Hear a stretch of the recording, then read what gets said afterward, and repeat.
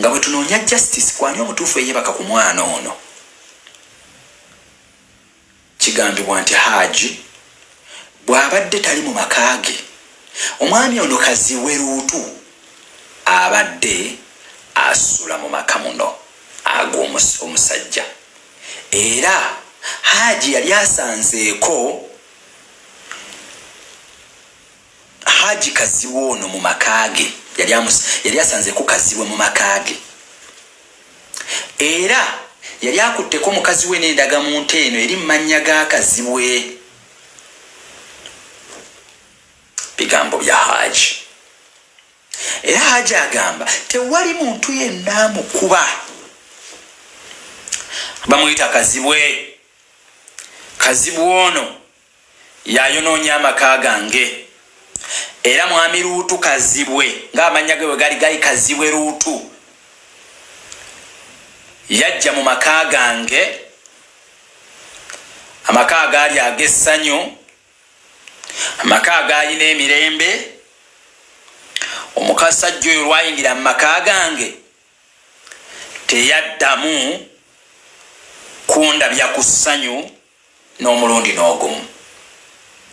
Naŋŋamba olunaku lumu nakomawo ewaka n'ensanga mwami kaziwe ng'ali waka mu maka gange mwennyini.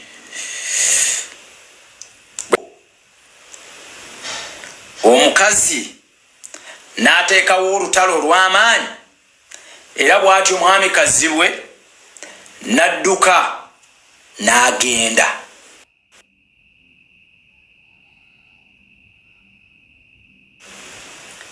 Era nange nensibamu ebyange mu busungu obw'ekitalo, ne ŋŋamba kansooke neetegula omukazi ono ayinza okunkola ekikyamu. Bwe waayitawo ennaku ntono, omukyala ono n'ampita n'aŋŋamba nga neetondera era nga neegayirira. Musajja munnange, ng'omukazi gw'ozaddemu abaana era gwe muludde mwenna, nasalawo nzireyo ndaba omukazi. Bwe natuuka ewaka nasanga omukazi tantegekedde wadde mazzi wadde kyakulya. Omukazi yali anneetaze era tewali kirala kyakolebwa. Bw'atyo n'ambakaabaka n'antwala mu kisenge. Bwe yantwala mu kisenge n'atandika okunkolako byonna ebya buli kika, ebimu bye sijja kusobola kwatuukiriza wano. Wabula mu kaseera mukazi nga tanneetondedde wadde kunneetondera, wabula nga ntuukisizza mu kikolwa kino eky'obukaba eky'omukwano. Bwe nali ntwaliriza, omukazi kye yava ansindika bw'ati nga n'enduulu kwakumerera. Kyenava mubuuza kiki ekibaddewo nange n'entya. Omukazi kyava ayambala bathrobe eno gye banaabiramu, n'agyesiba n'atandika okudduka ng'akuba enduulu nga nze bwe mukubye era nga n'ennabaana ye bwevuddeyo. Musajja munnange, mu kipayopayo bwe ntyo, oyo agambibwa okubeera looya kaziwe bw'atyo wajjira omukazi ng'agenze agguddewo omusango. Era awo sijja kulwisaawo nga sirina wadde luyinga tubadde na mu sex, tulina mu kwekola byaffe bya ssanyu. Mu ssanyu naligula millions 54. Eryali essanyu naligula millions 54.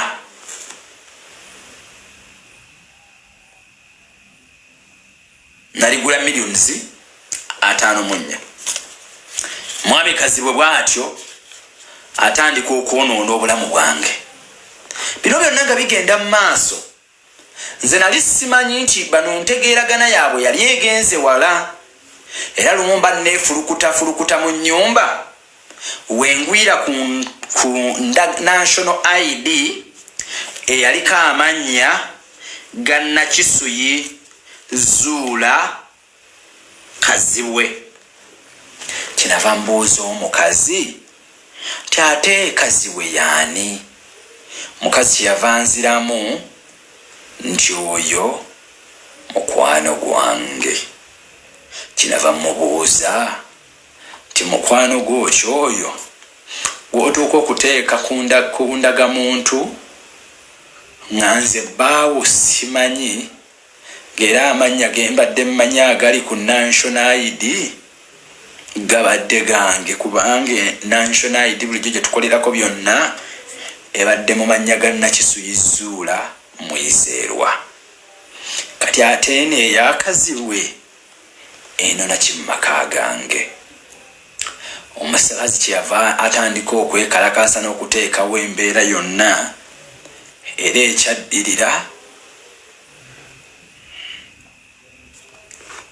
ekyaddirira ne mugamba ti mbadde nsaba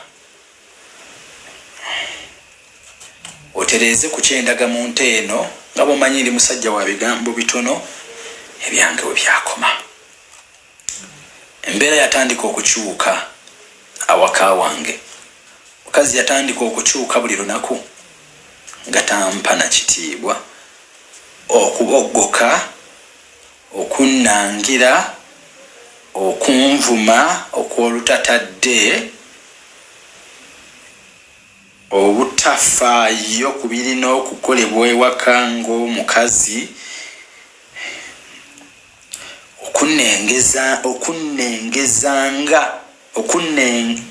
okunnengezanga mu maaso g'abaana,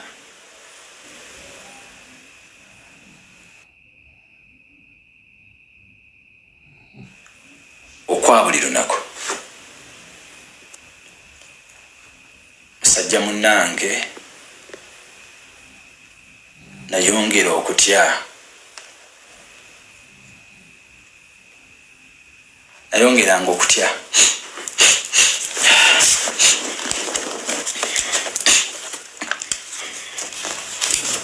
Nayongeranga okutya buli lunaku. Ebintu byantabukako buli lunaku.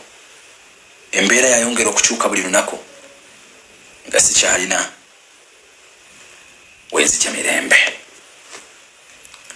Ng'ennaku z'omwezi 28 Haji bamukwata ng'ennaku z'omwezi 29 lwe bamukwata. Ng'ennaku z'omwezi 28 omukyalo ono message gye nabasomeddeko gye nalabye mu ssimu ng'ayita bbaawe hello love Sam Kamane. Message bwe yabadde egamba hello love Sam Kamane. Enviiri zange zeetaagamu okukola repair. Kale no mbadde nsabayo kasente ngende mu saaloni bantereeze. Era omwami ono gwe twogerako yakwata sente Hajja ngambye kituufu gyali emitwalo 10 kuba yali angambye just agenda kukola repair era ne leero akyogedde. Angambye nakwata emitwalo 10 nenjuwa omukazi ono agende bamukole repair munviirize.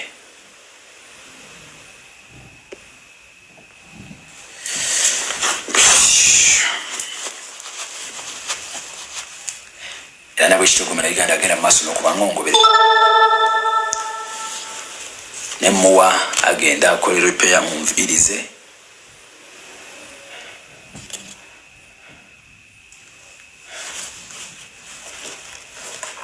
Ng'ennaku z'omwezi 29 byesaagala kuddamu kubanga alina kinawabuddwamu ku mukyala gwe twayogeddeko ono gwe yazaalamu omwana gwe saagala kuddamu kwatuukiriza linnya. Kale katumutuume X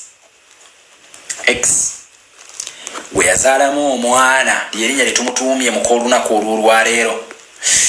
Mukyala gwe yazaalamu omwana yakomezebwawe waka mu nsonga. Haja atulise n'akaaba. Abadde alina akatambaala kana akasukweya kabadde kalinga ka pink. Haji bw'atulise n'akaaba kyenvudde mu bugamba Haji guma naŋŋamba omanye ekinkaabya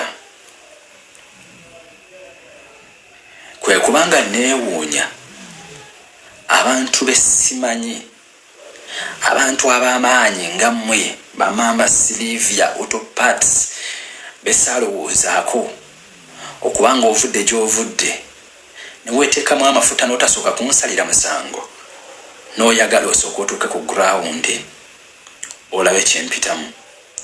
Namugamba maama, amazima ga Katonda muggulu saakwata mwana era n'akabonero akasembayo kakasa. Maama neegayiridde wano bantwale bankebere baganye. Gezezzaako okukola buli kimu kyonna ekisoboka nga njagala bankebere bansijeko omusaayi. Abasajja baganye kubanga oba oli awo singa bankebera, singa bino byonna byaggwa kyannaku okutuuka olunaku lw'olwaleero nga ndi mu kkomera naye nga baagaana okunkebera naye nga bakimanyidde ddala ti engeri yokka kinyiiza okwejjeerezebwa mu musango guno. Sajja kyavudde addamu n'agamba nkimanyidde ddala bulungi akola bino si mulala ye mwami Kaziwe Luutu yali emabega w'ensonga zino. Tewali mulala wabula omwami bamuyita Kaziwe Luutu. Kaziwe Luutu yani ono yazaalibwa ng'ennaku z'omwezi 25 omwezi gwali gwa kusatu 1980 okusiza ku ndagamuntu ye gye nfunye akawungezi k'olunaku olwaleero. Luutu agambibwa okuba nti Haji gwe yeekokkola n'okutuusa olunaku lw'olwaleero. Agamba yazaalibwa ng'ennaku z'omwezi 25 omwezi gwali gwa kusatu 1980. Yazaalibwa ku kaalo bakayita Buwaali, Kyengera Town Council, Busiro, Wakiso District. Kitegeeza nti omwami ono aweze egy'obukulu 40. Sekundaga muntu gye nfunye akawungezi k'olunaku olwaleero eri mu mannya ge. Era omwami ono agambibwa okuba nti atambuza abantu okubajja mu ggwanga lya Uganda abatwala mu ggwanga lya Mexico ng'abayisa nga akwatwala mu ggwanga lya America ng'abayisa mu ggwanga lya Mexico. Omwami ono alina ne muwala wa minisita omu naye gwe nsirikidde amannya gwe sigenda kwatuukiriza kwe yali yeezinzeeko ng'ayagala okumutwala ebweru naye ng'ayagala kumuyisa mu ggwanga lya Mexico. Newankubadde nga minisita ono yakigaana oluvannyuma ng'amaze okutegeera nti omwami ono Luutu alina amakubo agatali malambulukufu mu nkola ye ey'emirimu. Agambibwa okuba nti alina obutunze mu ggwanga lya America ne mu ggwanga erya Uganda. Era omwami ono agambibwa okuba nti alina omukyala we ali mu by'obulamuzi mu kitundu ky'Empigi era ng'omukyala ono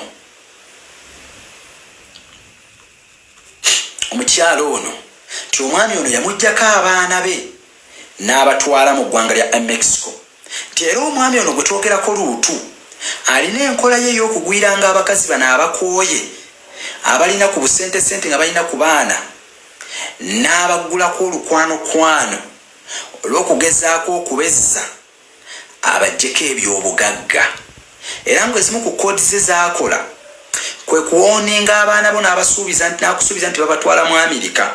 Era ezimu ku kyasooka okugamba kwe kukyusa birth certificate z'abaana bano okubazza mu mannya ge era buli mwana n'amuteekako erinnya ly'akaziwe okusobola okuba nga amufulumya kisobole nno omwanguyira eri okufuna obutuuze ng'ekiseera kyekyo.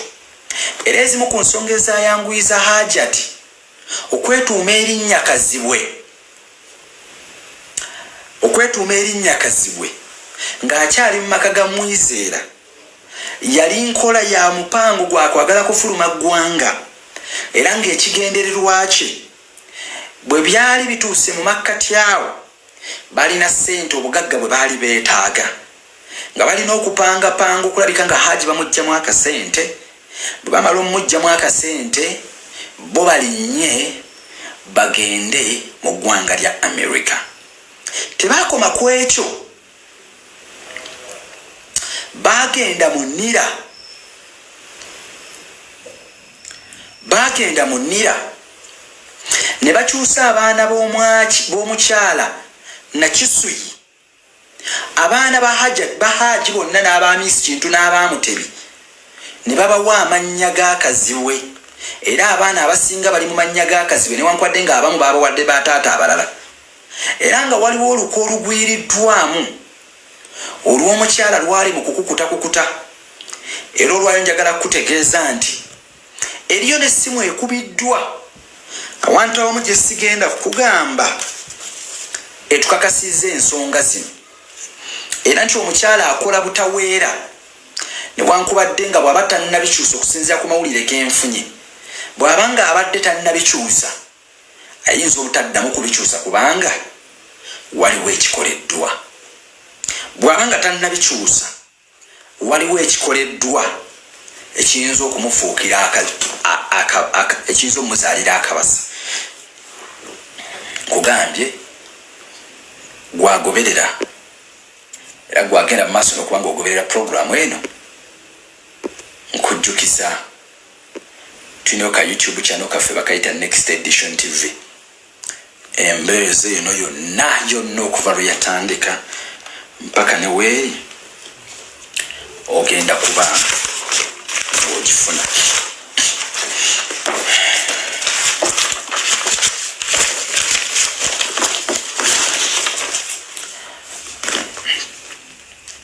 Abagambye bino si byambo.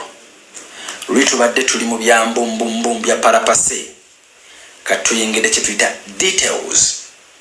Lupapula ku lupapula. Omwami ono Kazibwe Luutu gwe twogerako yalina kampuni ya bitruck ebya bitransporter, era byenjogerako nkiddamu wano nga ndi ku live. Luutu bwe njogera bonaaba olowooza nti nkulimba, oli waddembe okuntwala mu kkooti ye byenjogera olwaleero. Bona olowooza kuba kimmanyi kwoli bwe kyonna kyolowooza nti nimbyemu, I am ready okuntwala mu kkooti. Lwaki tuli mugezaako okusensula omwami ono? Nkuzaayo olwaleero bwe mbadde ne Haji ekigambo kyayogera, ekigambo kye yeesibyeko. Tubadde tukyayimiridde nga tuli mu kunyumya ne Haji, omukyala fuulu figa naye wajjidde. Bw'atuuse mu kuleekaanira waggulu ennyo mukwano gwange ono nankubira saluti. Bw'atyo bw'akoze. Kyenvudde mmubuuza nti owaayo obwedde oli ludda wa? N'aŋŋamba nedda n'akatuuka nange naye baŋŋambye obadde ozze, era byebigere bino. Nga tuli mu kunyumya ne Haji bw'akaaba amaziga. Haji agambye ebigambo bino. Ebimu ku bigambo kyempulidde ali kyagambye. Nze kyemmanyi byonna bikolebwa, byonna biri mu kupangirwa byonna, naye Allah ow'ekitiibwa ali waggulu mbalayirira agenda kulaga obutuufu bw'ensonga eno. Kyekigambo kya Haji sikozeemu edit agambye byonna ebiri mu kukolebwa byonna Allah ow'ekitiibwa agenda kubatutuusa ku mazima g'ensonga eno yonna, era Allah agenda kuwanika buli muntu yenna ali emabega w'ensonga eno. Nembuuza Haji,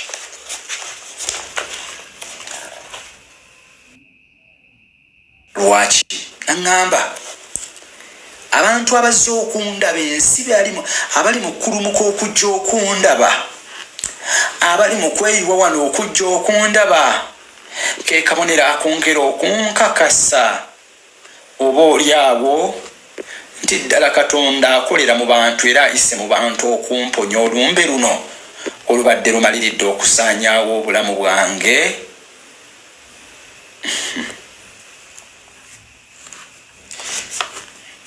ekisinga okwasa ennaku munnayuganda nakugambye ti olunaku lwajjo eriyo abakyala abawerera ddala 3 be bayambazizza ng'abasiraamu ne bagenda mu offices z'abaministers abamu nga bagenda beeyogerako nga bwe bali baganda ba Hajji era kyatuwalirizza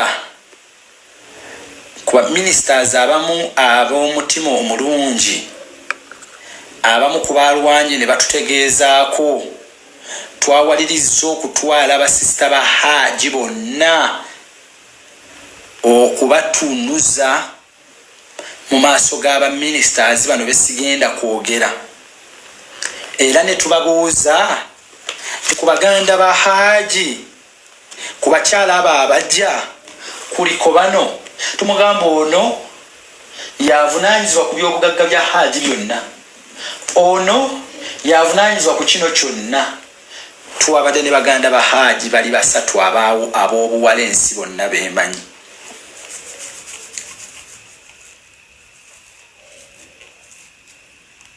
betwabadde nabo okumanya guno otalo tuli mu kulwana agasajja geefubiridde nti omuntu ali mu kkomera abali wabweru bali mu kutambula mu offices ez'enjawulo kyetuli mu kwebuuza kiki bagezaako okuproving era kiki bagezaako okulwana olwedde omuntu mumulina mu kkomera olwedde omuntu ali mu mikono gya byakwerinda naye tubakomye ku ekyo bali mu kwetooloola kgenda mu offices z'abaministers bonna ze kisinga okunnuma ne gavumenti yaffe ya mwami Yoweri Kaguta Museveni ne baministers mwenna abali ku live eno ne ba activists mwenna abali ku NGOs eziri ku live eno mwe ddala temweyina kyemulaba ekigenda mu maaso ekitagatta lwaki omusajja temumugjaako DNA lwaki omusajja temumugjaako nkwaso lwaki omusajja ne bwe mutuukako ffe abamulambula abeera akaaba asaba kimumunyambe munzijeko enkwaso kubanga ze zigenda okumalawo kyonna ekinsibisizza n'okutuusa olunaku lw'olwaleero naye tulivinga mu ggwanga mwagala kutulowoozesa nti basajja mmwe tuli mu ggwanga eritaliiko ayamba nti y'omusajja taliyogerwako nti omusajja etalibaako na kiki nti buli afunye ku ssente gwafuuka musango buli afunye ku ssente gwafuuka musango NGOs ez'enjawulo nga temunnaba kusitukira mu kubiri mu kupangibwa okusindiikiriza omusajja ono musituse mugenze nammwe mukoze okunoonyereza okwammwe ne mutuukako ku gurawundi bino ebintu byendi mu kubagamba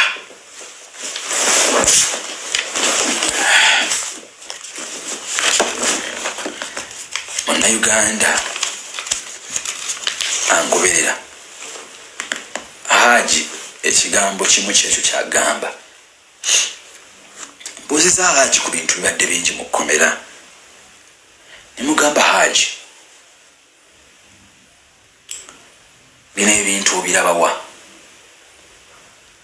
ani ali emabega wa kino kyonna era ani trouble cause ani oyo naŋŋamba abaganda bange mbabuulira teri muntu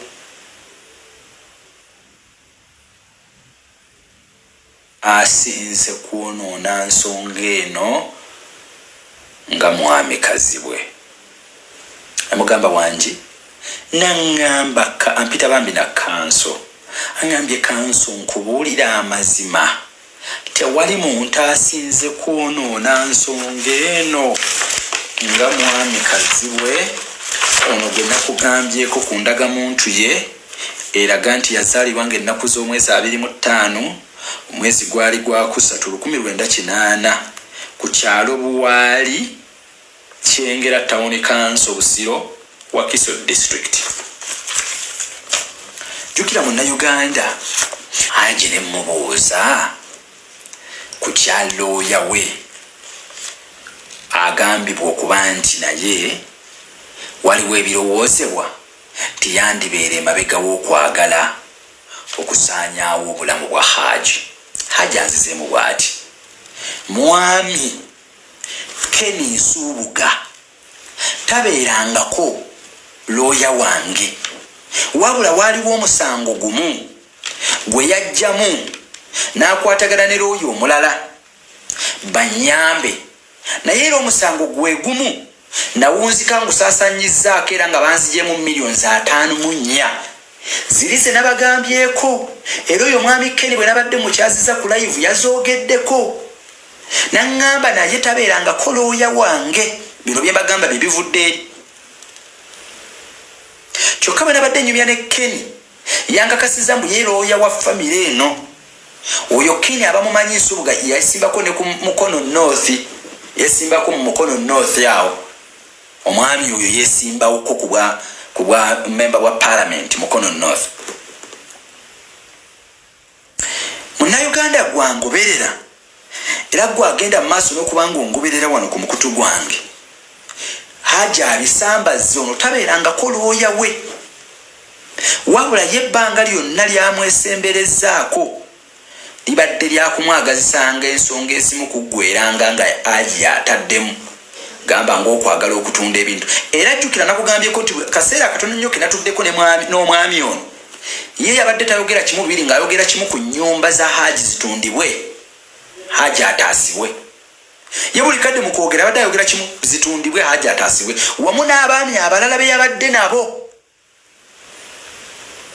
Era abaami abo bennyini nnyini kwabaddeko omwami bamuyita Hakimu, gusigenda kugaana kwogera kubanze njogera byenalabye. Kwabaddeko omwami bamuyita Hakimu, oyo nno agambibwa okuba nti yali nfanfe wa Hajji. Oyo naye gwe mubuuzizzaako mu kkomera, era emboozi za Hakimu zo sigenda kuzireeta wano, ebimwogeddwako n'ebyetwogeddeko ne Hajji, ensonga za Hakimu nazo nzitadde awo wabbali. Lwaki mbimubuuza bino?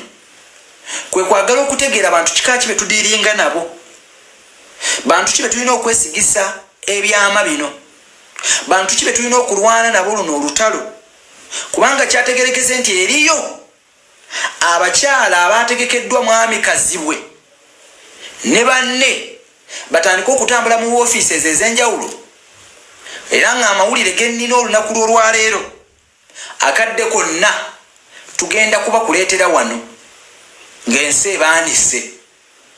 Abantu bano batambula mu buli woofiisi nga bagenda bamatiza abakulu tiddala kituufu Hajji yeebaka ku mwana tinaye tusaba tuteeseganye. Era balina ne minisita omu gwe basuubizza $3,000,000 n'ennyumba y'e Namasuba, kyokka nga Hajji tabeerangako na nnyumba Namasuba. Hajji tabeerangako na nnyumba Namasuba. Bano abakyala basuubiza, bagenda basuubiza abantu be batuukamu nti mukkirize Hajji ateeseganye n'omukyala ensonga ziggweera awo, ffe tugenda kubawa $3,000,000. Omusango guno tugute $3,000,000. Kati gwaje ku live yange njagala otegere ekintu kye tudiringa nakyo nti gana agasajja ga mafia agakulembeddwamu mwami Kazibwe tetukyali mu kukweka ebita kyaliko na kukweka kuba bino byenkugamba mbijje wa Hajji mwize.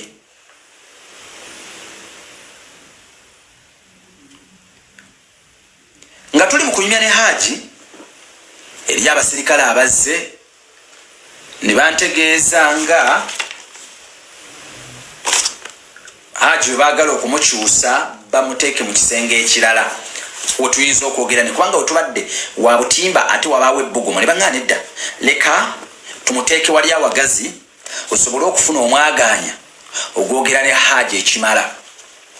Bwe mbadde enfuluma nga nsange Hajji eri mu kaseera ako ne General Full Figure abadde azze presidential advisor abadde azze n'omukyala naye ng'ensonga ebadde naye muleese yakulaba ku Hajji era bw'atuuse bamaze omunnyanjulira kyenvudde mugamba tengeri gwe gy'ovudde ewala mbadde nsaba osooke gwe aba asookayo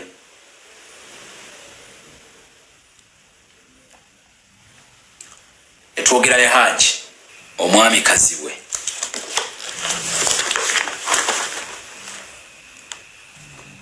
eyawasa era agambibwa okuba nti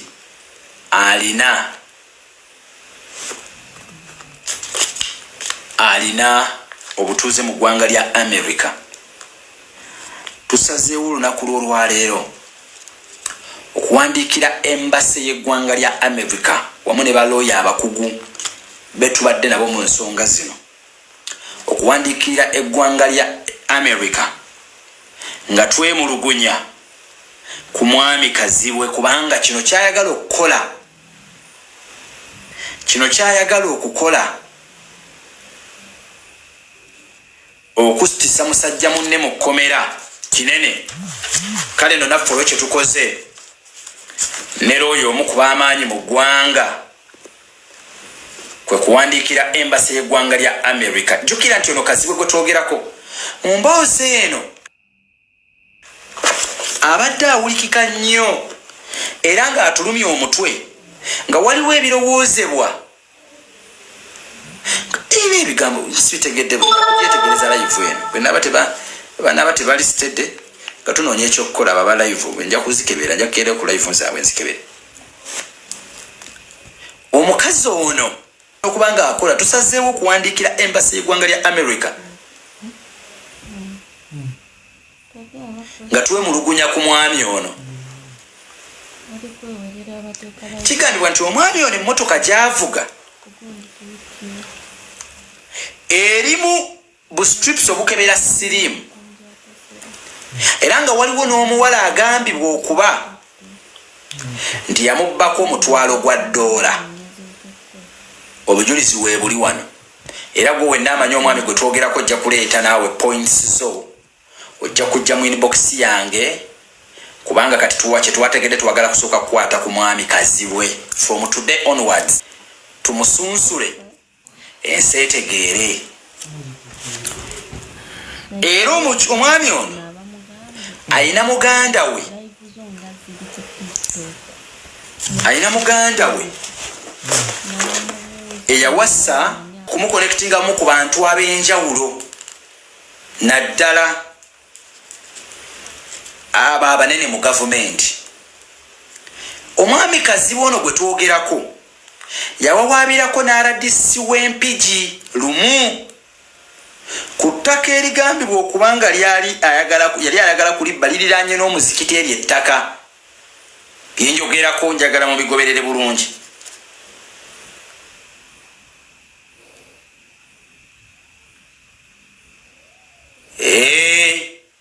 Mukozi wa ku CBS okwo hostinga political shows ye mukwano gwa Kazibwe yabadde atera omubalira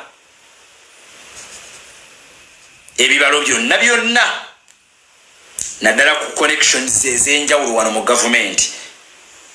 Omwami ono bwe twabadde mu woofiisi emu tekanamuwulirize abo ku X media sibalinaako buzibu bwe ba story eri live ku X media then it's fine, naye bwe biba biri ku YouTube channel endala ensuubira okubanga birina okuba ku X media kwensuubira ku YouTube channel endala sinategeera. Alowulirize omwami ono yagenda nga wawabiddeko RDC omu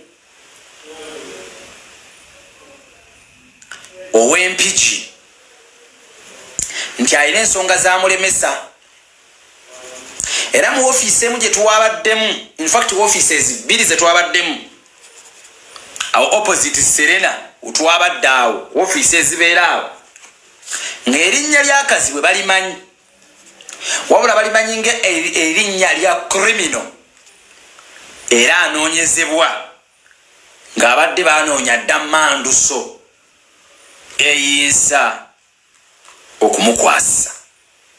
Era bwe bategedde tine zino ensonga erinnya lireeteddwamu abasinga we babuukidde amaaso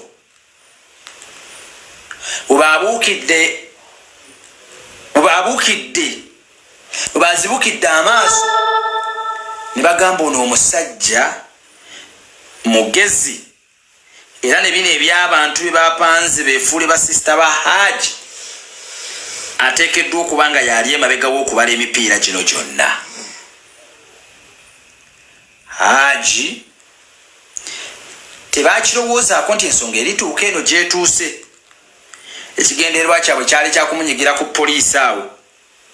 Era bwe mbadde nyumya ne Hajji ankakasizza nti ekyamazima meeya bakola buli kimu kyonna okugezaako. You are brave man. Okay, thank you. Okugezaako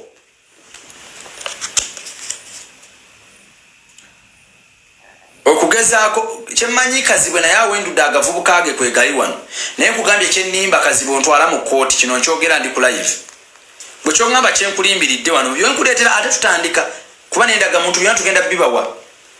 Yazaalibwa ng'ennaku z'omwezi 25 omwezi gw'okusatu 1998 gwe ng'ovudde mu by'okwesudiya byenjogerako bituufu and on record byonna byendi mu bagamba on record byonna ngenda kubiba bikulya byonna. Yazaalibwa ng'ennaku z'omwezi 25 goba wakatuuka kati kankunnyonnyola omuntu gwe simanya Steven Sima Beauty kati kankunnyonnyola anti mbadde mugamba limba kati mbadde mpita waggulu kati kamuyingire mu ndotegeere.